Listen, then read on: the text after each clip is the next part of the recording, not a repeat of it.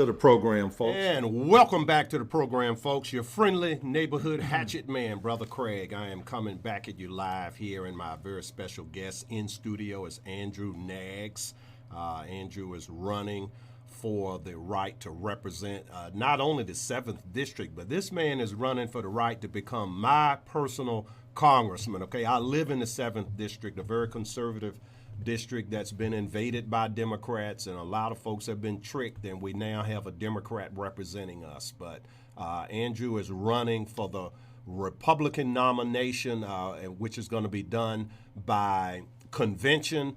The convention is going to be held in April.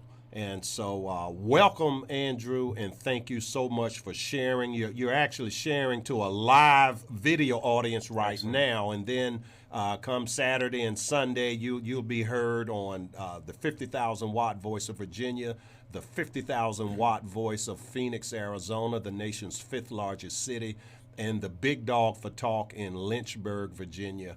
And so a lot of folks are getting an opportunity to familiarize themselves with you. So thank you very much. Hey, thanks for having me. Hey, the pleasure's all mine. It's good to be here. Yeah. And look, and folks, the audience just heard, maybe they were wondering, well, why is Brother Craig coming back from break with the Ballad of the Green Berets? Because we got a Green Beret right here. That's right. So, I've got goosebumps. I love it. I love it. So look, tell us a little bit about yourself. Right. And you know, folks love it when men who, because by rights, the Congress is supposed to vote to send the nation to war, and I think they've reclassified a lot of war as military action and have actually delegated that authority to the president. And I get that in a sense where it's an emergency, you have to move fast, okay? But still, it is a responsibility of Congress, and people like it when the men who vote to send their sons into the military or into war, that they've been there, done that, and got the T-shirt. You want to talk about that? Yeah, I'd love to. So as you said, I am a former Green Beret. I have done the job on the ground. I was an operator. I commanded a special forces team in Iraq. I thought they said once a Green Beret, always a Green Beret. That's just out of pure deference for the fellows that are still out there doing the job right now. Okay. So yes, I've done the job on the ground. I served 2 combat tours in Iraq and was awarded the Bronze Star Medal for combat actions, and I commanded a Halo team. But now, what's a Halo team? High altitude, low opening. It's military free fall. It's basically like skydiving at night under oxygen and into combat. So you mean you actually jumped out of a perfectly good airplane? In fact, I've jumped out of many more airplanes than I've landed in, okay. all these many years later. Yeah. But I need to tell you, that was years ago. So I've done the work on the ground. Folks always say, oh, you and other folks in the race are so similar. Well, that's kind of where the similarities end. I just left the Trump administration, where I served the president for 2 years as his Deputy Assistant Secretary of Defense, rooting out terrorism around the world and helping and leading a significant part. Now tell us of about his that, policies. because my position for years has been we're at war. And you don't have to know you're at war to be at war. And our adversaries, and to be honest, our nation too, all nations, particularly powerful nations, all nations do this. They engage in a thing called strategic indirect warfare. Yeah, that's a very real thing. But let me just put a bow on this. Okay. I have served President Trump as a senior executive in the Pentagon. I am the only candidate in this race who's actually worked for the president in his administration. And in fact, as far as we can tell, I'm the only candidate in this race, or the only candidate around the country who has served as a senior executive in President Trump's administration. That said, I'm also a West Pointer. I graduated from the United States Military Academy at West Point with a civil engineering degree, and then after that, that's when I went on to become a Green Beret, which I shared for you. After 9 years in the Army, I left the service, and then I went to law school at William and Mary Law. And while I was there, I was elected president by my fellow students of the Federalist Society. And then after graduation, I worked for a while here in Richmond, and then I went back into federal government as a civilian, and I led the Research and Engineering Division at the Joint IED Defeat Organization, which was an organization that was designed to counter roadside bombs, improvised explosives devices of the type that Qasem Soleimani, who we just took off the battlefield 2 weeks ago, was financing and leading. So, okay. So how many boxes of tissue did you go through when Trump took that joker out? Zero. Well, you know, all over the nation, Zero. folks, they look for any reason to attack President Trump. And I mean, these same people, they don't cry over a baby in the womb that gets their life snuffed out. That's right. But they're whining over, you know, Trump is too mean, Trump is too tough. I mean, you familiar with the term toxic masculinity? All these jokers with, I've heard of it. With skinny jeans and purple hair, and you got these guys that And fun socks. And the fun socks. Fun socks. Yeah, What's that? Socks with all the toes a different color. Yeah, that's right. That's right. But going back to your question about the application of force, Yes. I need to tell you that there are some genuine differing points of view on that. I have operated at the strategic level, leading a significant policy area for national security, and I can tell you the president and the executive must not have their hands tied. We must not, as informed citizens, we need to make a distinction between declaration of war and the whole set of activities that continue to keep us safe around the world.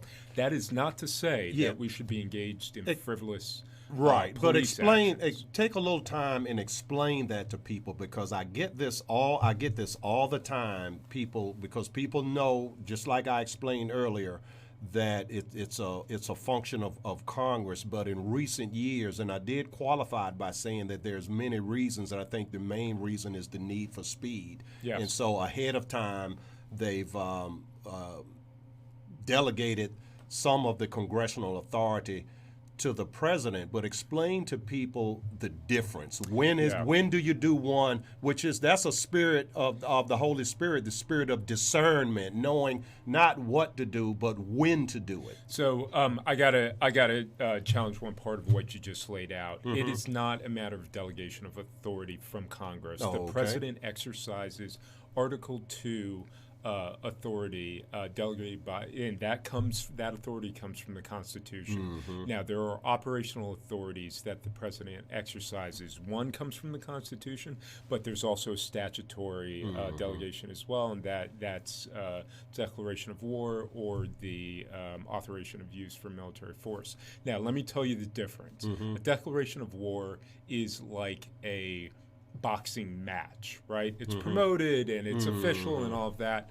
What the president does day in and day out in leading our armed forces to keep us safe is more like being on the playground and being bullied, and you smash that bully in the mouth, okay, and you drop him. Yeah. That is what the president does every single day in leading our armed forces and showing strength. And what that does is it has the added benefit of deterring aggression, because if you show weakness in the face of aggression, you invite more aggression. And that's what happened under the 8 years of neglect by Obama. This president has brought strength back. And when we talk about our America First policy, he's not just talking about economics, he's talking about our sovereignty. And you see that expressed in our immigration policy, which I will help President Trump finish the job of fixing rebuilding our immigration policy. That's one of the reasons why I'm running, and I will certainly help President Trump finish the job of rebuilding and repairing our armed forces after 8 years of neglect under the Obama administration. So you'd but be the familiar. thing is, the president must be able to look into Right. Congress and see people he trusts. Yes. He knows he can trust me because he already You've been there. selected me to lead an important and complex job for him. Right. So on the immigration issue, you would be, I mean, this is thousands of years of wisdom here. This is in the Bible, the book of Nehemiah, chapter 4. And it came to pass that Sanballat, Tobiah, and the Arabians, when they saw the walls being built, when they heard that Nehemiah planned to repair the wall, it says they were wroth with anger and sought to hinder it. So this is not new. Nations need security. Nations need walls. You and President Trump want to secure our wall. Yes. That your opponent, should you become our nominee, Abigail Spanberger and all the Democrats, because we have to focus some of our heat on them. That's right. They would be like Sanballat, Tobias, and the Arabians. They were wroth with anger. We got to be clear about that. And when they heard Trump say that right before he became president, weren't they wroth with anger? And ever since then, haven't they sought to hinder it? This is in the Bible, folks. Look, this is the most godly nation and the finest nation in human history. We must defend it, and without borders, we can't do it. So, that absolutely triggered them. I will help President Trump finish the job of getting that wall built and fixing that regulatory regime that is hindering our ability to defend ourselves. Well, listen, folks, if you're just joining us, we have Andrew Naggs, former Green Beret, former member of Trump's Department of Defense, running for the 7th Congressional District Republican nomination. We're going to take a quick break. We will be right back. Welcome to the program. Welcome back to the program, folks. Your friendly neighborhood hatchet man, Brother Craig, coming back at you here with Andrew Naggs, a very fine gentleman, Green Beret, former member of President Trump's Defense Department, running for the right to represent the 7th Congressional District of my home state of Virginia, as actually my home congressional district, the 7th District, to represent us to take back the 7th District seat from Abigail Spanberger and the Democrats. And I say it like that, Andrew, and thank you, by the way, for staying over another segment with us. Thank you. But, and I say it that way because, the Democrats, they're very shrewd and they're very strategic. They're excellent communicators. As a matter of fact, they can take a lie and get more people to believe the lie than we as Republicans typically can do with the truth. Yeah, they may be smarter than us. Yeah, they're not. Now that's not wisdom. That's not righteousness. But that's just on the street intelligence. You cannot deny that they have it. Now the antidote is not for us to outlie them, but to just take the truth and use it as a billy club and bludgeon them without apology, without this my friend across the aisle nonsense. Look, you bring up a great point that I've been all up and down this district, and you're right. I served President Trump. I'm the only candidate in this race who has served President Trump, and I am a former Green Beret, so I've operated on the ground as well as at the strategic level. I'm also an attorney, having graduated from William & Mary Law School and a West Point grad. I'm here to tell you that we don't need to compromise our values, and we certainly don't need to twist reality or twist the truth in order to win our arguments. The left is, they lie, they twist the truth, and that is a fundamental difference. And at the end of the day, what matters to them versus us, what matters to them is power. We heard, don't you see the impeachment now, this fake impeachment of Trump as a pure power grab? That's all it is. That's all it is. Now, there's another Bible verse that this is from the book of Daniel, and I'm going to read a little bit of it here. and I think I've got I've got it in the wrong place here. And while you're pulling that up, I'll just say that what's important about and the reason why I'm running for Congress is because when I was ready to come back into the private sector after serving President Trump, I looked around and I realized we have been saddled by representatives who won't finish the job. Right. Who are always looking for something else or looking to improve their personal profile. And it occurred to me that we need somebody who understands what it means to be a conservative, who understands their faith, who this is not grafted on. What are you wanting to conserve as a conservative? What I'm looking to conserve. If you had to give me like the top three things, what do you want to conserve? Fundamentally American values. Okay. And that, so we could talk about the philosophical end, we could talk about the policy end. From a policy perspective, we must. I am, but not policy, because we have 5 more minutes. All right, but just bullet points. If you had to conserve, my issue is that a conservative is conserving the idea that freedom is a gift from God. That's not, and the Democrat position is there is no God and we make the rules. And whether that's life in the womb or whether that's guns, taxes, the full gamut. They don't hear you and I. We're reading the Bible and applying biblical concepts and biblical history to modern events. Democrats don't do this. They don't. They sneer at it. Exactly. They would sneer at this. I mean, look, this is this is the book of Daniel, folks, chapter 6. Then this Daniel was preferred, and you could say then this Trump was preferred above the swamp because an excellent spirit was in him, and the people thought to set him over the whole realm. And the swamp sought to find occasion against Trump concerning the kingdom, but they could find no occasion nor fault, for as much as he was faithful, neither was there any error or fault in him. Then these men of the swamp said, we shall not find an occasion against this Trump, except we find it against him concerning the law of his God. So they set a trap for Daniel, and they're now executing a trap for Trump.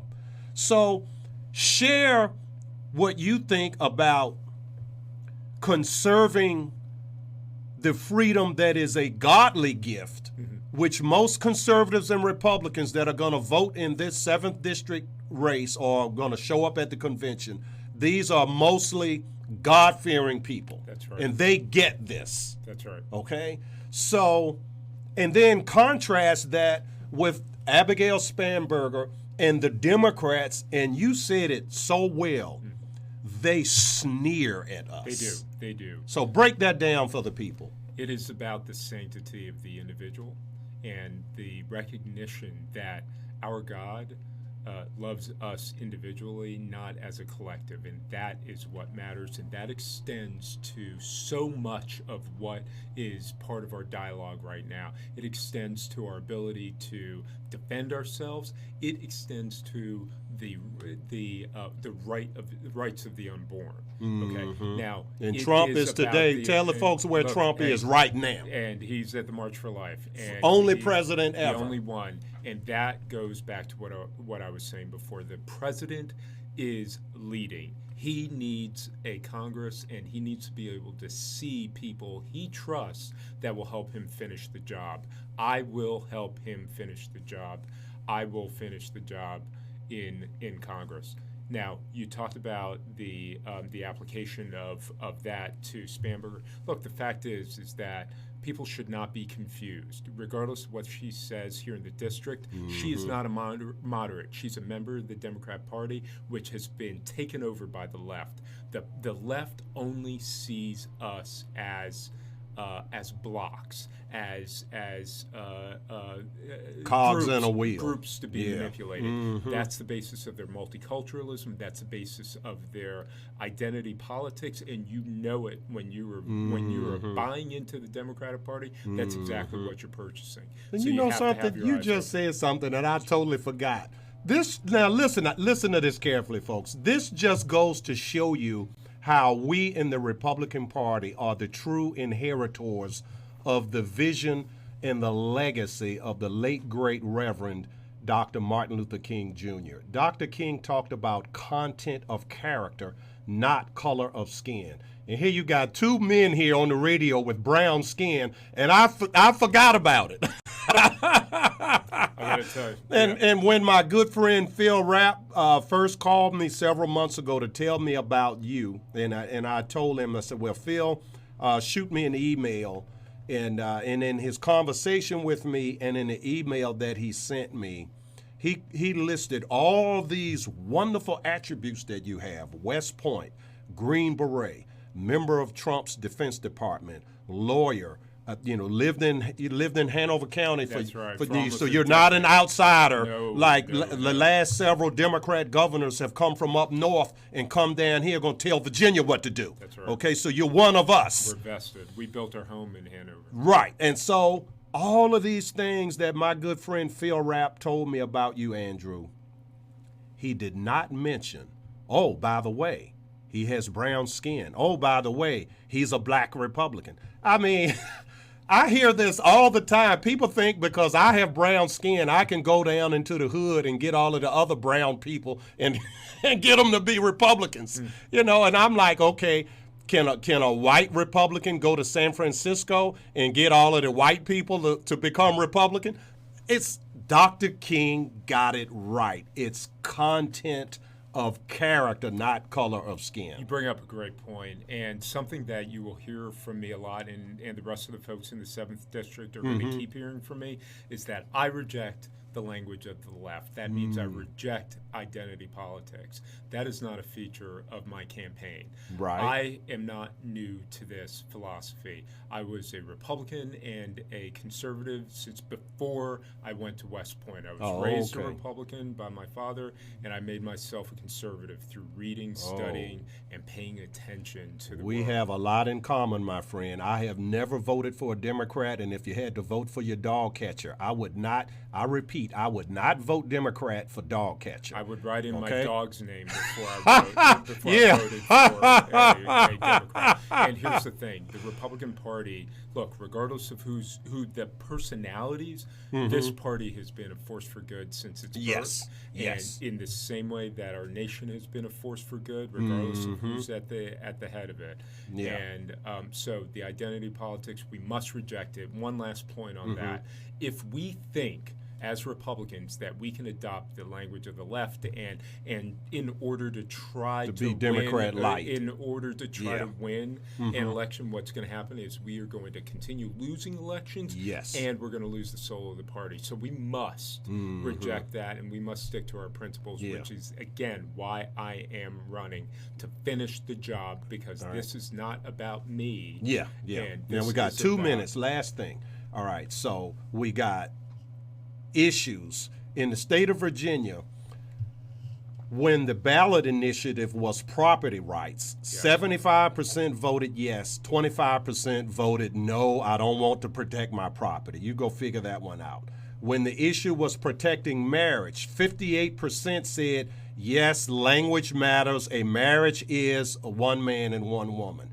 But yet and still, when it comes to elections, when you attach Republican and Democrat to it rather than just an issue, Republicans can't seem to win, Democrats are winning. But when it's an issue that people care about, the kitchen table, balancing their budget, protecting themselves and protecting their families, and ballot initiatives, people consistently in Virginia, in the 7th District, and across this nation, people consistently vote conservatism. That's right. How can you break through, and you got to do it in, well, look, we're gonna have to. We were supposed to do 2 segments. Could you do one more segment? Yes, I can. All right. Yes, So yeah, because that it might take you a little time to break it down. Good. Because to me, that is the key to Republicans winning elections with electorates that are 70% center right. We're going to take our final break of the day, folks. We will be right back. Welcome back to the program, folks. Our final segment of today's program. Your friendly neighborhood hatchet man, Brother Craig, coming at you live here. This is the really real deal, and I have a candidate here with me, Andrew Naggs, and so far, folks, he sounds like the really real deal to me. And but before we go any further with him, I need to remind you all that the truth that you get from this radio broadcast, it's not mine. I'm not a genius. I've not reinvented the wheel. The Lord has literally blessed me, has put people in my path that have been a blessing. I can go, and as you know, I'm always citing God's holy word to you, and I'm just taking the word of God and making it applicable to everyday life. This is not rocket science, folks. It's not rocket science, okay? And since I'm sharing with you the word of God, the things that I do, we don't charge. I've never gotten a salary in 12 years. If I get invited out to give a speech, I've never charged. I've had a few occasions where folks have offered, and if you want to invite me out to speak to your group and offer something, I would accept it very, very gladly and graciously, and would thank you. It would be needed, but we don't charge money to share the word of God. And so, but we do need your donation support. So I would humbly ask you to go to our website, thereallyrealdeal.com. That's 5 words, thereallyrealdeal.com. And familiarize yourself with that website. Find out what the Hatchet Man has been doing for the last 12 years, the TV shows and TV series, the radio programs, the articles, the speeches. Find out what all the fuss is about, and if what we are blessed to do lines up with what you are about. And if you are a giver, please consider including us in your giving, okay? And again, we have a very secure donation portal at our website, thereallyrealdeal.com. And now Andrew has graciously agreed to give us one more segment to share with you. And Andrew, you have a new website. You want to share, folks, how they can connect with you? Yeah, that's right. AndrewNaggs.com. AndrewNaggs. AndrewNaggs.com. That's the best way to take a look at my what I stand for. We've got some policy issues there, as well as more information on my background. And if you are inclined to donate, because we truly need your help to continue bring our message and to work towards this nomination in April, we absolutely need your support. So the best way to donate is to go to AndrewNaggs.com. And on that point, I've got to say that in April, the end of April, it may shift, but right now, April 25th is the convention, and that is going to be the nomination process. That's going to be the means by which the Republican Party in the 7th District selects the nominee to run against and beat Abigail Spanberger. And I need your help. For those of you in the 7th District, I need your help. So please go sign up to be one of my delegates. If you believe and share the same beliefs that I do and you like what you're hearing, then come out and be my supporter. We will, one of my teammates will reach out to you and explain to you what it means to be a delegate. But the best way to initiate that is to go through AndrewNaggs.com. And that's also the best way to learn more about me and to donate. Yeah, and it seems like you're going to need 3 things, Andrew. You need financial support. You need that. You need people to become a delegate. And to become a delegate, that would be you've already decided you're going to support this gentleman to represent us against Spanberger and the Democrats. Okay, That's right. Spanberger and the Democrat machine that they're gonna bring But sounds like you're a man. You're not afraid of that. I'm not. But you also, I think you're going to need volunteers. Definitely need volunteers. Door knockers. And the fourth thing, I need your prayers as well. Yeah. But absolutely, volunteers is key. And you can also identify on the website if that's what you wish to do. And like I said, once we get your information, we will reach out. And you bring up a great point. And one of the things that I've been telling folks throughout the district is that there are enough of us to win this election. Yes. Right? There are enough Republicans to win this election. What we need is someone who's willing to stand up with courage and to speak the truth and to defend our values. But you know what that requires? It requires a candidate who's willing to fight. It needs someone who is not looking to just go up to D.C. to be something, but someone who wants to go up there to do something. And that thing that needs to be done is we need to finish the job of supporting President Trump and the work that he has started this term, and we need to continue that. But it requires someone who's willing to fight and have that placed above just simply making nice and trying to work on your personal profile. Yeah, Andrew, Jesus spoke a powerful parable, where every parable, all of Jesus's parables are powerful. Everyone. But this particular parable was about the hireling versus the true son. Yes. And the hireling, when the wolf comes to attack God's flock, the hireling will seek self-advantage to not have any danger come to himself. That's right. The true son,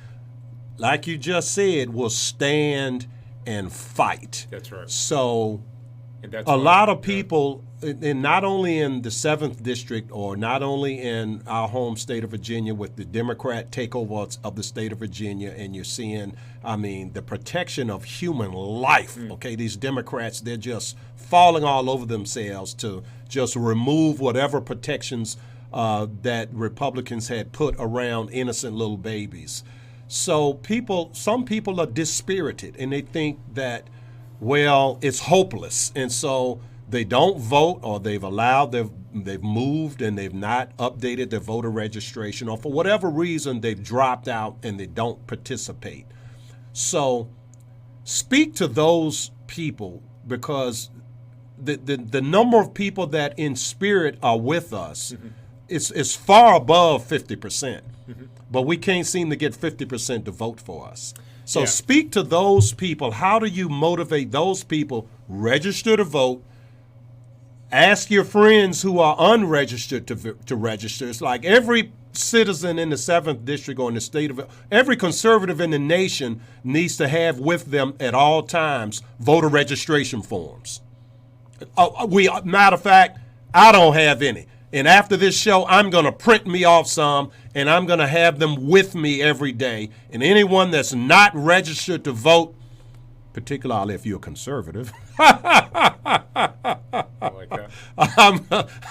I'm going to be personally asking them to do this. So speak to those people. How do we motivate them and give them the faith that it is not futile, it is not hopeless? Look, this fight is not over, and if you listen to the so-called experts who will tell you that, hey, it's in, Virginia's blue, they're the same folks who told us that 2016 was in the bag for Hillary. Do not listen to the talking heads. Listen to your hearts. And understand that we need to keep faith with our own communities. We need to keep faith with ourselves, and we need to trust in our God. This fight is not over, but it is a fight. So when you're looking out there and you're trying to decide whether or not you're going to support someone, you need someone who not only is willing to string some colorful words together in a way that hits those emotional heartstrings in just the right way, but someone who has the credibility to stand up and go toe-to-toe against Abigail Spanberger. And right now, look, like you said, the Democrats and Abigail Spanberger, the left has taken over that entire party. You have to understand, if we do not stand together, we will be devoured by this Leviathan. Yeah. So, yes, we must fight, and we can't do it on our own. The time for other people to do it for us is long over. Yes. We have to do for ourselves. Yeah. So, Yeah. the way that we motivate people is that we give them something to, and someone to believe in. Yeah. And by that I mean someone who has lived the same principles that they're espousing right now, and that includes supporting this president. If you believe in this president, you have to get out and vote. Right, You have to right. understand that we will lose the gains that we've made during this first term if we don't get out there and vote. Yeah. You know, and I just got back from a tour of the United Kingdom, and I saw the statue that was there dedicated to Sir Edmund Burke, and he's credited with many quotes, and Yes. one of his most famous quotes is, "The only thing necessary for evil men to prosper is for good men to do nothing." And so thank you so much, Andrew, for your years of service. Thank you for jumping out of perfectly good aircraft in the middle of the night, and thank you for serving President Trump, and thank you for adding your voice to the desire to take the 7th congressional district back. And I just leave the audience with this prayer, as I love to do, that the Lord would bless you and keep you, that the Lord would make his face to shine upon you and be gracious unto you, and that the Lord would lift his countenance up upon you all and give you peace. To every person in the sound of my voice, that prayer goes out. God bless you out there, folks, and we're going to see you right here next week, folks. Same hatchet time, same hatchet station.